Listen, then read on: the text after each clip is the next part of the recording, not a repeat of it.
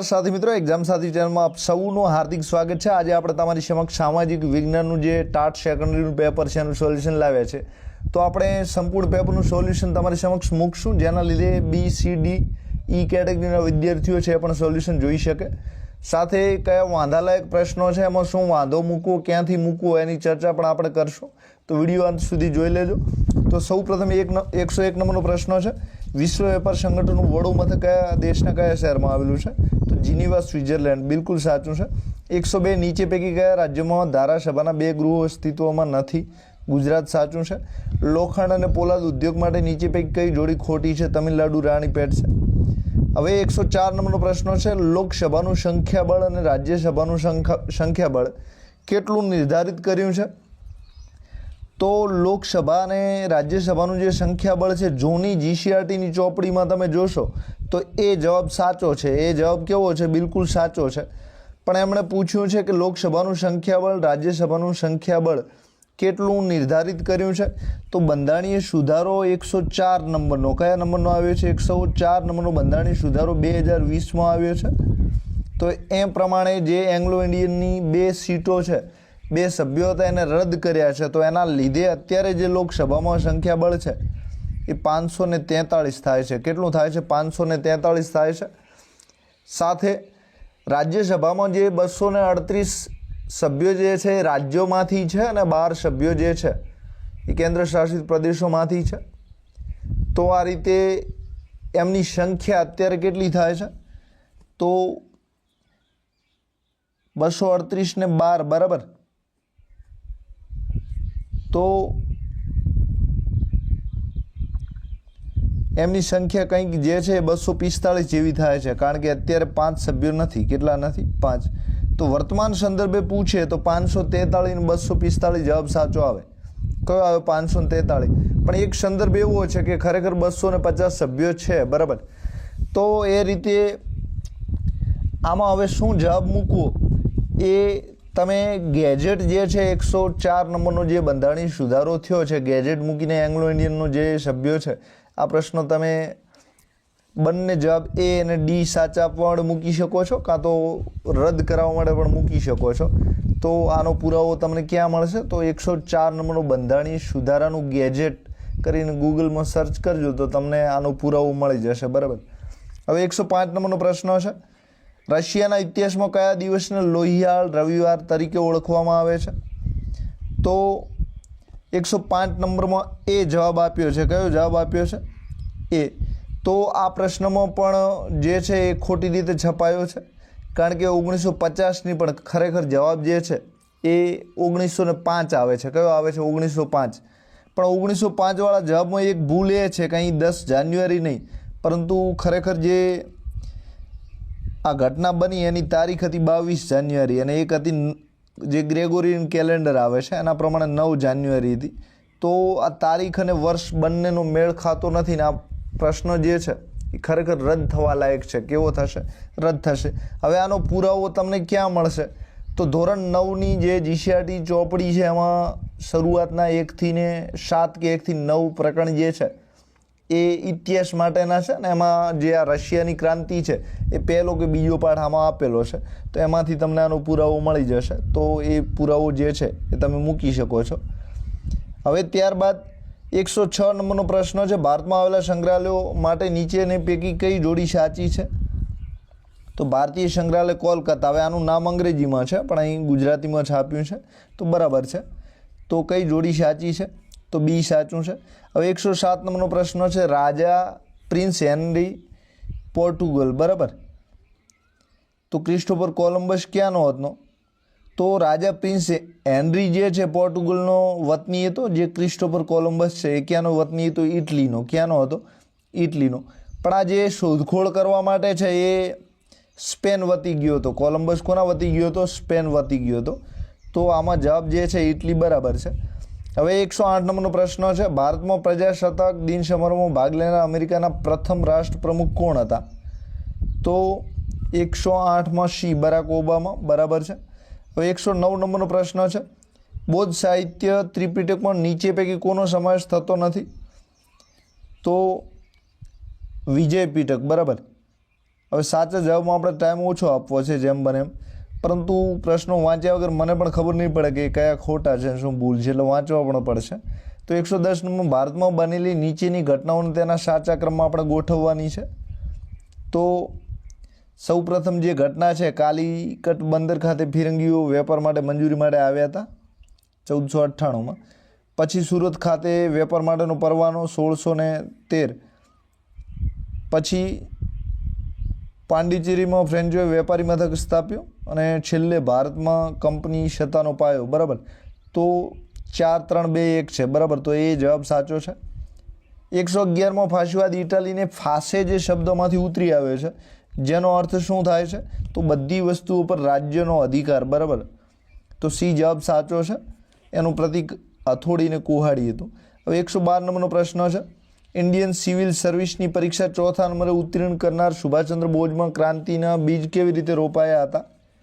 તો જે ક્રાંતિના બીજ છે એ કોલકાતાની પ્રેસિડેન્સી કોલેજમાં અંગ્રેજી અધ્યાપકની કૂટનીતિનો વિરોધ કરવાના લીધે એમાં રોપાયા હતા. હવે આમાં સી સંપૂર્ણ સાચો છે, પણ બ્રિટિશરોની ભારતીયો પર અતિશય દમનના લીધે તમને ક્યાં પુરાવો મળશે નહીં, પણ પુરાવો મળે તો શોધજો. એ પણ આમ બીજી રીતે વિચારીએ તો સાચું છે, પણ તમને પુરાવો ક્યાંય નહીં મળે, કારણ કે સી સંપૂર્ણ રીતે સાચું છે. 113 નંબરનો પ્રશ્ન છે, વિશ્વ પૃથ્વી દિવસ ક્યારે ઉજવાય છે? તો 113 નંબરમાં જે વિશ્વ પૃથ્વી દિવસ છે એ 22 એપ્રિલના રોજ ક્યારે ઉજવાય છે? તો 22 એપ્રિલ, સી સાચો છે. 114 નંબરનો પ્રશ્ન છે, નીચે આપેલા રાજ્યને પૂર્વથી પશ્ચિમ દિશાના ક્રમમાં આપણે ગોઠવતા. તો નાગાલેન્ડ, આસામ, બિહાર, મધ્યપ્રદેશ, ગુજરાત સાચું છે. અફીણ વિગ્રહ માટે કયા 2 દેશો જાણીતા છે? તો ઇંગ્લેન્ડ અને ચીન સાચું છે. ભારતમાં બનેલી નીચેની ઘટનાઓને એના સાચા ક્રમમાં આપણે ગોઠવવાની છે. તો 110 નંબરમાં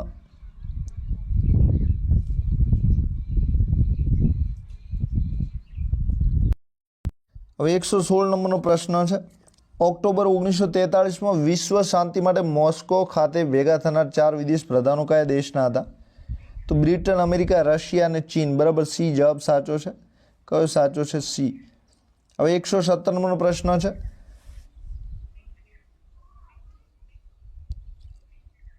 સમુદ્રની ઉત્તરે અને હિમાલયની દક્ષિણે આવેલ સ્થળનું નામ ભારત વર્ષ છે એવું ભારતના કયા પ્રાચીન ગ્રંથમાં કહેવામાં આવ્યું છે?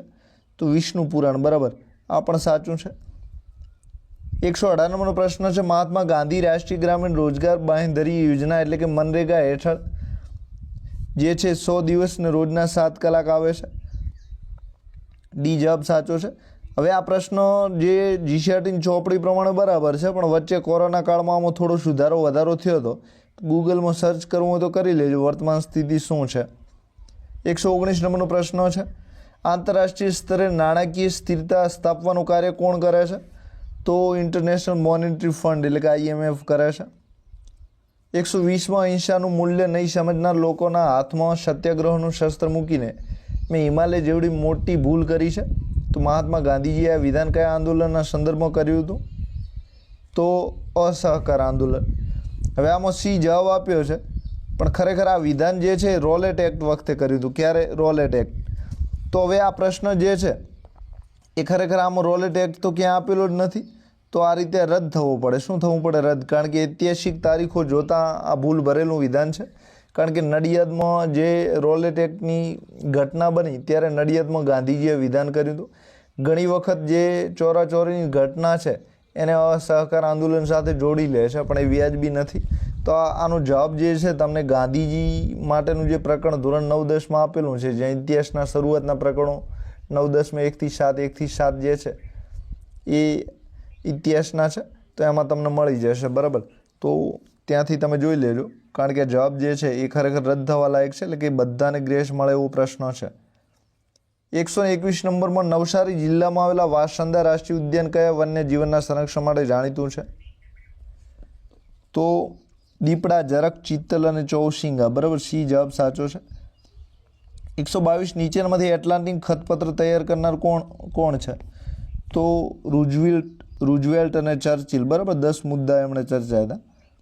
123માં ગુજરાતમાં સશસ્ત્ર ક્રાંતિની ભૂમિકા તૈયાર કરનાર સર્વપ્રથમ નેતા કોણ હતા? તો ગુજરાતમાં શ્રી અરવિંદ ઘોષ, બરાબર, એમનું જે ભવાની પુસ્તક હતું એમાં ચર્ચા કરી હતી. 124 નંબરનો પ્રશ્ન છે, વિશ્વ શાંતિની સ્થાપના કરવા માટે સ્થાપેલ રાષ્ટ્રસંઘની રચના ક્યારે કરવામાં આવી? તો 10 જાન્યુઆરી 1920. કઈ તારીખ છે? 10 જાન્યુઆરી 1920. ભારતમાં સૌ પ્રથમ ક્રાંતિકારી પ્રવૃત્તિની શરૂઆત કોણે કરી હતી? તો ભારતમાં વાસુદેવ બળવંત ફડકે. કોણે? વાસુદેવ બળવંત ફડકે. સાથે એક આપણે કોર્સ લંચ કર્યો છે, એટલે કે 5 વિષય જે ટાટ સેકન્ડરી હાયર સેકન્ડરીના છે એનો લંચ કર્યો છે. કિંમત એની માત્ર 99 રૂપિયા છે. તો એમાં ઇતિહાસનો કોર્સ પણ લંચ કર્યો છે. હવે તમે ઘણા બધા નવનીત વાંચતા હશો, તો નવનીત વિદ્યાર્થીઓને વાંચવા માટેની છે. તમે શિક્ષક છો, શિક્ષક કેવી રીતે ભણાવે એના પ્રશ્નો પૂછાશે. તો તમારા માટે જે પ્રશ્નો ઉપયોગી છે, આપણે જે પ્રમાણે પેપરમાં પૂછ્યા છે એવા દરેક પ્રકારના 80થી 100 પ્રશ્નો કાઢ્યા છે.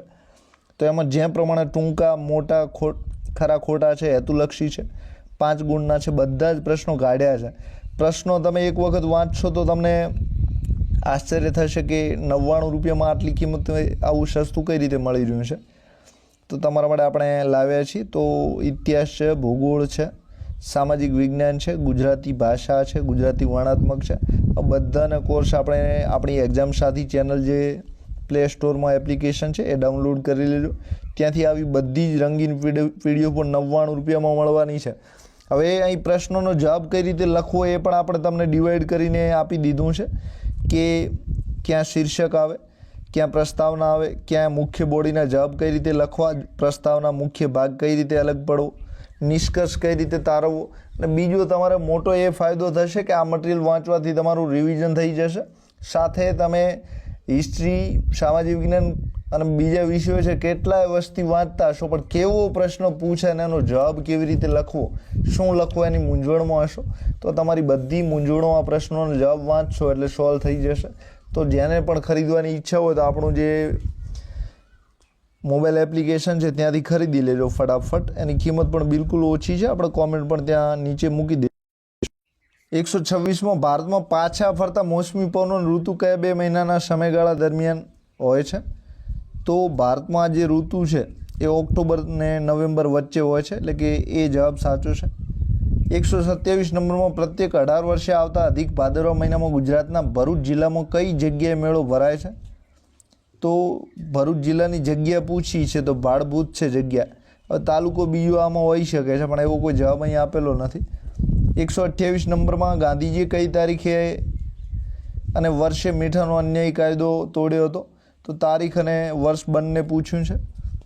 તો 6 એપ્રિલ 1930. કથકલી કયા રાજ્યનું પ્રચલિત નૃત્ય છે? તો જે કથકલી છે કેરળનું છે. સી. નીચે પૈકી કયું જોડકું સાચું નથી 110માં? તો ભાસનું મેઘદૂત સાચું નથી. ડી. 131માં મણિપુરમાં જોવા મળતી એક વિશિષ્ટ હરણની પ્રજાતિ માટે કઈ પરિયોજના અમલમાં મુકાઈ છે? તો મણિપુર યામિલ યોજના.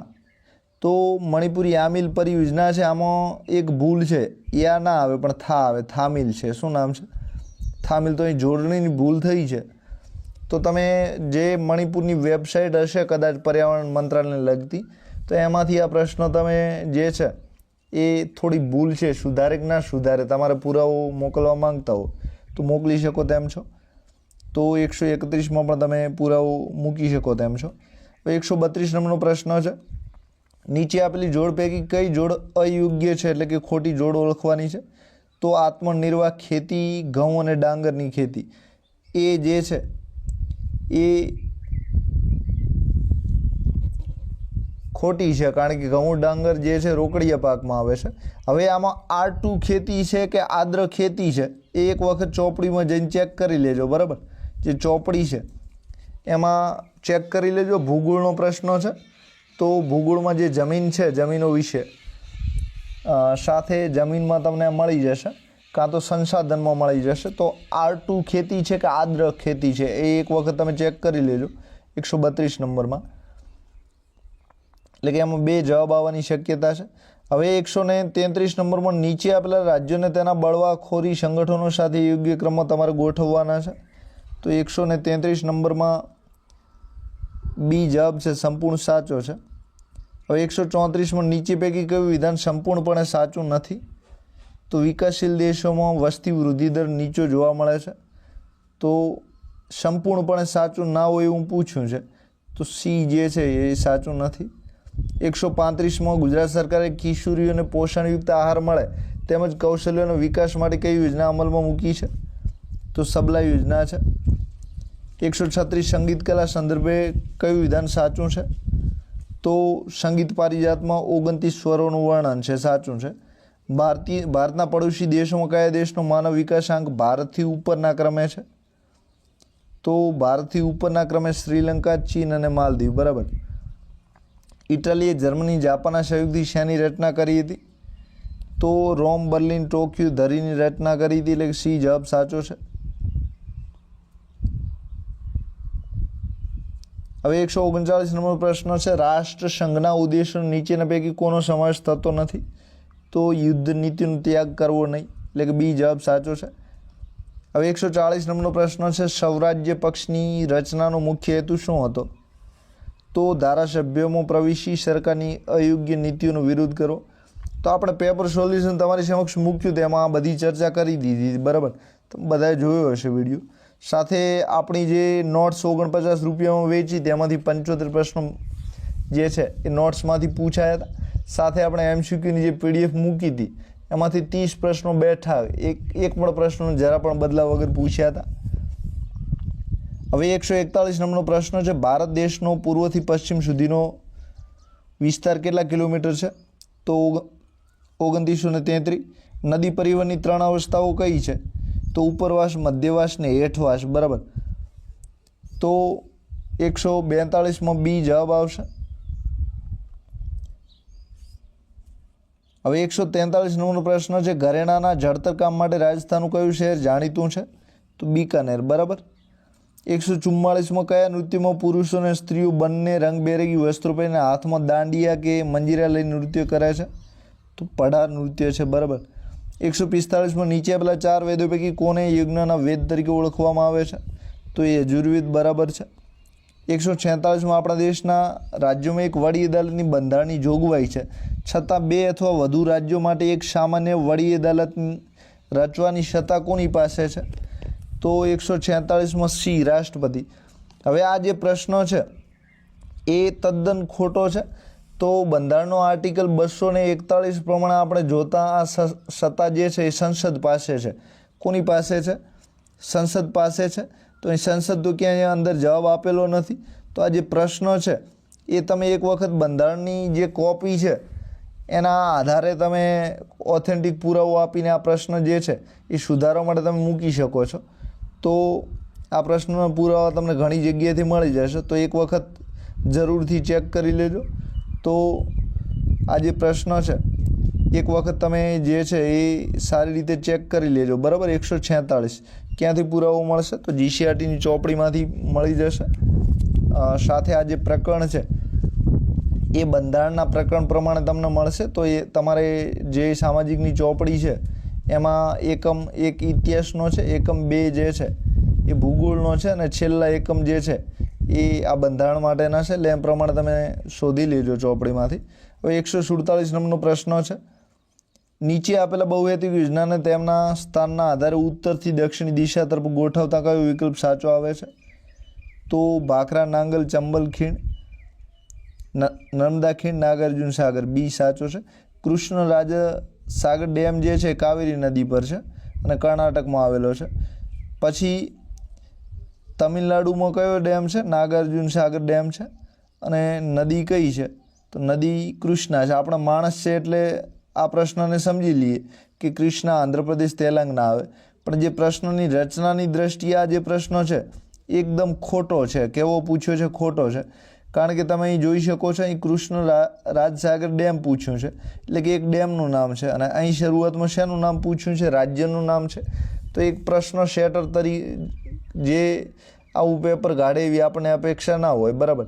તો બીજામાં અહીં નદી છે, અને અહીં એમણે બીજામાં શું લખ્યું છે? ડેમ લખી દીધો છે. ત્રીજામાં રાજ્ય છે, અને એમણે જવાબ શેનો માંગ્યો છે? તો કે નદીનો માંગ્યો છે. તો આ રીતે આ જે પ્રશ્નો છે તમે તાર્કિક દલીલો કરીને મૂકી શકો છો કે વ્યાજબી રીતે નથી મુકાયો. 149 નંબરનો પ્રશ્ન છે, હાલમાં ભારતીય કૃષિ સંશોધન પરિષદ દ્વારા ભારતની જમીનને કેટલા પ્રકારોમાં વહેંચવામાં આવી છે? તો 8 પ્રકાર છે, બરાબર. 150 નંબરનો પ્રશ્ન છે, સ્થાપત્યકલા અને ઐતિહાસિક મહત્વને ધ્યાને લઈને યુનેસ્કો દ્વારા ઈસવીસન 2004માં વૈશ્વિક વારસાના સ્થળોની યાદીમાં નીચે પૈકી કોને સમાવેશ કરેલ છે? તો આ જે સમય છે એમાં ચાંપાનેર ગુજરાતનું બરાબર સાચું છે. કયું આવશે? ચાંપાનેર આવશે. હવે 151 નંબરનો પ્રશ્ન છે, પ્રતિબંધિત અટકાયત હેઠળના આરોપીને કેટલા સમય સુધી અટકાયત હેઠળ રાખી શકાય છે? તો 151માં સી 3 માસ આવશે. હવે 152 નંબરનો પ્રશ્ન છે, ભારતમાં કયા દિવસે મૂળભૂત ફરજ દિન તરીકે ઉજવવાનું નક્કી થયેલું છે? તો 6 જાન્યુઆરી છે. હવે 153 નંબરનો પ્રશ્ન છે, ભારતની પ્રાચીન નાલંદા વિદ્યાપીઠમાં આવેલ ગ્રંથાલયમાં અભ્યાસ અને સંશોધન માટે દેશ વિદેશના વિદ્યાર્થીઓ આવતા હતા. તો અહીંના ગ્રંથાલય વિસ્તાર કયા નામથી ઓળખાતો હતો? તો 153માં એક વખત તમે પાઠ્યપુસ્તકમાં ચેક કરી લેજો. જે ભારતીય સંસ્કૃતિનો વારસો છે એ વારસાના 1 થી 7 પ્રકરણ ધોરણ 10ની સામાજિકમાં આપેલા છે. એમાંના જે વિદ્યાપીઠો આપેલી છે એમાં જોઈ લેજો. એમાં ધર્મગંજ આવશે ને અહીં શું લખ્યું છે? ધર્મગ્રંથ લખ્યું છે. એટલે કે જોડણીમાં ભૂલ છે 153 નંબર.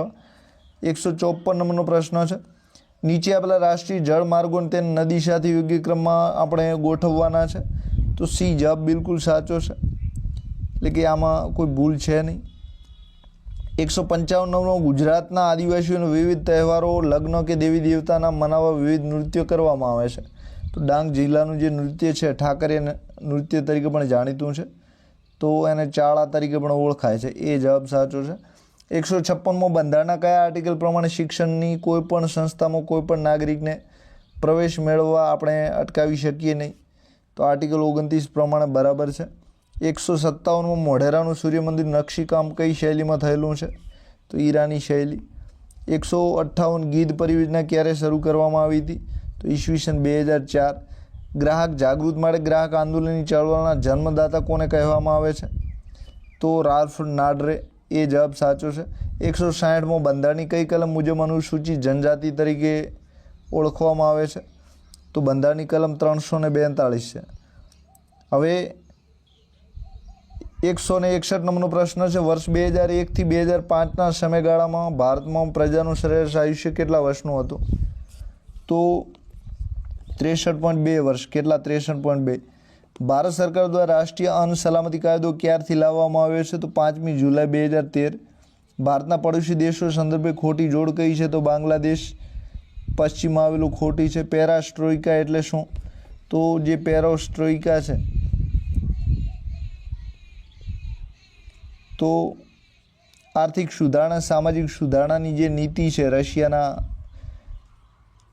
નેતા તરફથી લાવવામાં આવી હતી. 165 નંબરનો પ્રશ્ન છે, યુનિયન કાર્બાઇડ કારખાનામાં જંતુનાશક દવાનો ઉત્પાદનની જે પ્રક્રિયા છે એમાં મિક નામનો ઝેરી ગેસ બહાર નીકળ્યો હતો. 166 છે, નીચે આપેલ જોડ પૈકી કઈ જોડ અયોગ્ય છે? 166માં તો ઇન્ડિયન સ્ટેન્ડર્ડ ઓર્ગેનાઇઝેશન. તો ISO ઇન્ડિયન નહીં પણ ઇન્ટરનેશનલ આવે છે. તો સી જવાબ સાચો છે. હવે આમાં એક બી નંબરનું જોડકું છે એનું તમે ફૂલ ફોર્મ ગૂગલમાં સર્ચ એક વખત કરી લેજો. બાકી બધું ઓકે જ છે. 167 નંબરમાં, નીચે આપેલી જોડ પૈકી કઈ જોડ અયોગ્ય છે? તો યજુર્વેદ આર્યોને વિવિધ બાબતોનું વર્ણન કરે છે. તો આર્યોની વાત ઋગ્વેદમાં છે, બરાબર. 168, નીચે પૈકી કઈ સમાજવાદી પદ્ધતિની મર્યાદા છે? તો 168 નંબરમાં, મર્યાદા ઉત્પાદન વધારવા માટે કોઈ પ્રોત્સાહન નથી, બરાબર છે. 169, નીચેના પૈકી કઈ જોડ અસંગત છે? તો ખોટી જોડ જે છે એ તમારે ઓળખવાની છે. તો 18% દેશના કુલ ઘરેલું પેદાશના હિસ્સો કૃષિ ક્ષેત્ર છે. તો આમાં બી જવાબ આપ્યો છે. હવે આમાં જોની GCRTમાં 22% જવાબ હતો. કેટલો હતો? 22% હતો. 9વીમાં 17% છે. કેટલો છે? 17% છે. તો અહીં કેટલો જવાબ આપ્યો છે? 18% છે. તો આનો પુરાવો તમે નવો ઇકોનોમિક સર્વે જે આવ્યો છે તો એમાંથી તમને મળી જશે. તો એના આધારે આ પ્રશ્ન જે છે તમે પડકારવા માટે મૂકી શકો છો. તો 22% રાષ્ટ્રીય ઉત્પાદનમાં ફાળો છે એ જૂનું સાચું છે. નવું જે દેશનું કુલ ઘરેલું પેદાશ છે અને રાષ્ટ્રીય ઉત્પાદન છે આ બંનેમાં કોઈ ફરક નથી, કોઈ ડિફરન્ટ નથી, બે સેમ છે. તો તો આ પ્રશ્નમાં તમને 2 જવાબ સાચા મળવા પાત્ર છે. હવે 170 નંબરનો પ્રશ્ન છે. તો ભારતનો જે ઇકોનોમિક સર્વે છે ત્યાંથી તમને આની વિગતો મળી જશે, તો ગૂગલ કરી લેજો એક વખત તો તમને જવાબ મળી જશે. 170 નંબરનો સ્તૂપના અંડાકાર ભાગની ટોચની ચારે બાજુ આવેલી રેલિંગ વાડને શું કહે છે? તો સ્તૂપના જે અંડાકાર ભાગની ટોચની ચારે બાજુ આવેલી રેલિંગ વાડને શું કહે છે? હર્મિકા.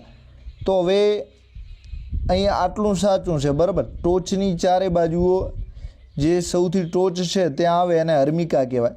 પણ અહીં જે આ જવાબ આપેલો છે રેલિંગ વાડ છે, તો રેલિંગ વાડને વેદિકા કહે છે. શું કહે છે? રેલિંગ વાડને શું કહે છે? વેદિકા કહે છે. તો વેદિકા તો અહીં ક્યાંય જવાબ આપેલો નથી. તો હર્મિકા છે એને કોઈ વાડ કહેવામાં આવતી નથી, રેલિંગ કહેવામાં આવતી નથી, એટલે કે આ ગંભીર ભૂલ છે. તો આ પ્રશ્ન જે છે એ ધોરણ 10ની જે સામાજિક વિજ્ઞાનના શરૂઆતના 1 થી 7 પ્રકરણો છે એમાં સ્થાપત્યોમાં તમને મળી જશે.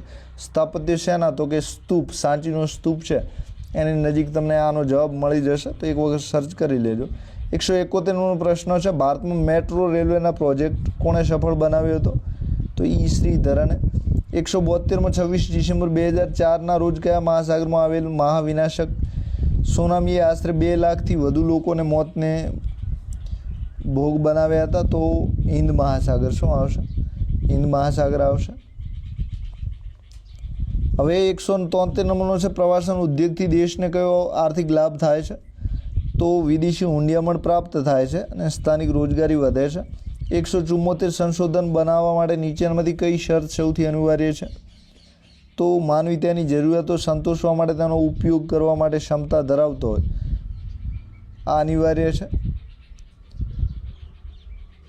હવે 174માં સંસાધનમાં જે કુદરતી સંસાધન પાઠ છે ભૂગોળમાં આવે છે, લગભગ ધોરણ 9માં હશે, 15થી પછીનો પાઠ. તો એક વખત ચેક કરી લેજો. એ જવાબ પણ ક્યાંય નથી ને, સી તો આવે જ છે, શ્યોર છે, આમાં કંઈ ખોટું નથી, પણ એ જવાબવાળું એક વખત ચેક કરી લેજો, કદાચ મળી જાય તો. 175માં છે. જમીન ધોવાણ અટકાવવા માટે પહાડી ઢોળાવ પર કઈ પદ્ધતિથી ખેતી કરવામાં આવે છે? તો સોપાનબદ્ધ પગથિયા ખેતી. 176માં વહીવટી દ્રષ્ટિએ જંગલોના પ્રકારમાં કોનો સમાવેશ થતો નથી? તો ખાનગી જંગલો. હવે કયું માધ્યમ માસ મીડિયાનું ઉદાહરણ છે? તો માસ મીડિયાનું જે ઉદાહરણ છે રેડિયો અને ટેલિવિઝન છે. શું છે? રેડિયો અને ટેલિવિઝન. એટલે કે સી જવાબ સાચો છે. વિકાસશીલ અર્થતંત્રમાં કયું લક્ષણ જોવા મળતું નથી? તો આવકની સમાન વહેંચણી ના હોય, ત્યાં અસમાન હોય. કેવી હોય? અસમાન હોય, એટલે કે આ જોવા મળતું નથી.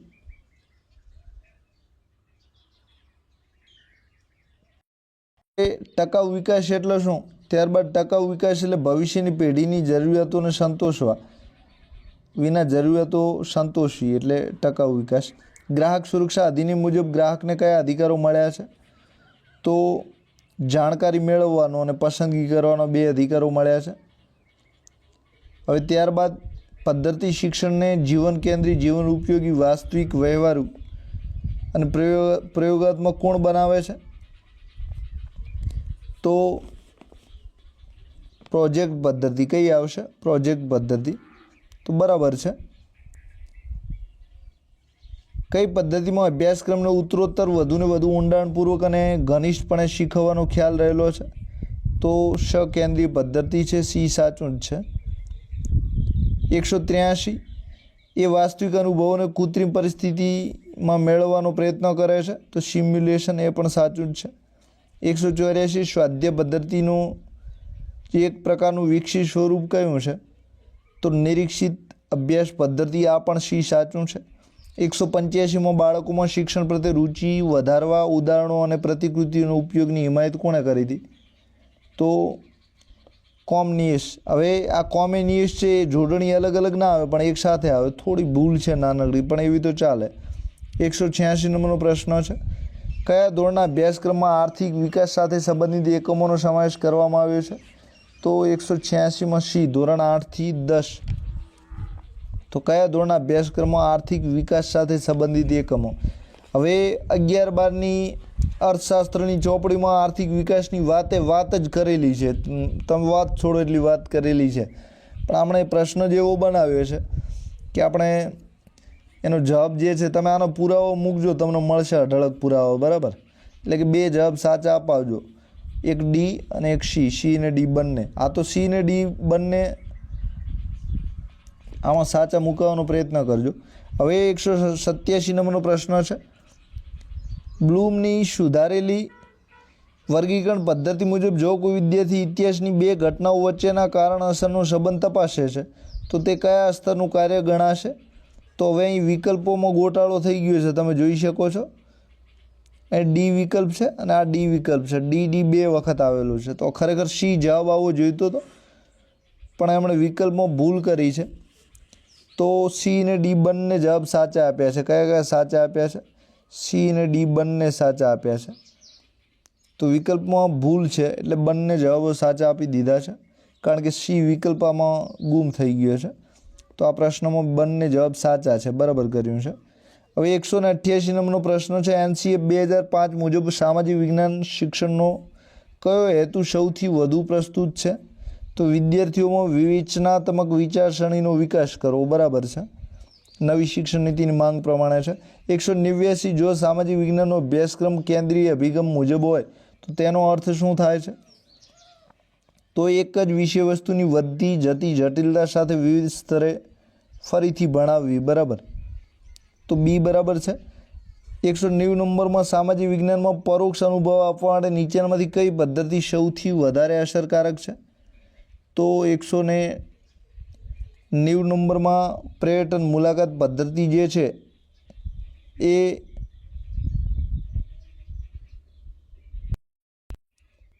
તો આમાં પર્યટન મુલાકાત પદ્ધતિ આપી છે. આ તો પ્રત્યક્ષ પદ્ધતિ છે. કઈ છે? પ્રત્યક્ષ છે. તો કદાચ આનો જવાબ છે એ આન્સર કીમાં એક વખત ચેક કરી લેજો, કોઈ ભૂલ મારી નથી થતી ને, બરાબર. પણ ખરેખર જવાબ તો આમાં પ્રદર્શન પદ્ધતિ આવવો જોઈએ. કયો જવાબ આવવો જોઈએ? પ્રદર્શન પદ્ધતિ. હવે 191 નંબર છે. પાઠ આયોજનમાં હેતુઓનું વિશિષ્ટીકરણ શા માટે જરૂરી છે? તો મૂલ્યાંકનને ચોક્કસ અને માપી શકાય તેવું બનાવવા માટે જરૂરી છે. બી સાચું છે. 192 પ્રશ્નપત્રની રચનામાં વસ્તુનિષ્ઠતા એટલે શું? તો ઉત્તરવહી તપાસનાર કોઈ પણ હોય પણ ગુણાંકનમાં ફરક ન પડે.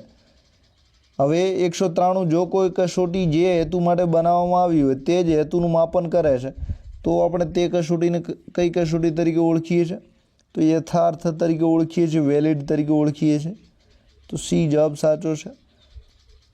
હવે 194માં ક્રિયાત્મક ઉત્કલ્પના એટલે શું? તો સમસ્યાની સંભવિત ઉકેલ સૂચવતું વિધાન, બરાબર. એ 195 સૂક્ષ્મ અધ્યાપનમાં કઈ બાબત પર સૌથી વધુ ભાર મૂકવામાં આવ્યો છે? તો 195માં સૌથી વધુ ભાર જે છે એ ચોક્કસ શિક્ષણ કૌશલ્યના આત્મસાતીકરણ પર, એટલે કે ચોક્કસ કૌશલ્યનો વિકાસ થાય, બરાબર. તો બી સાચું જ છે. 196 પ્રવૃત્તિ દ્વારા શીખવાના નીચે આપેલા સોપાનો યોગ્ય ક્રમમાં ગોઠવવાના છે. કયા નંબરમાં છે? 196 નંબરમાં છે.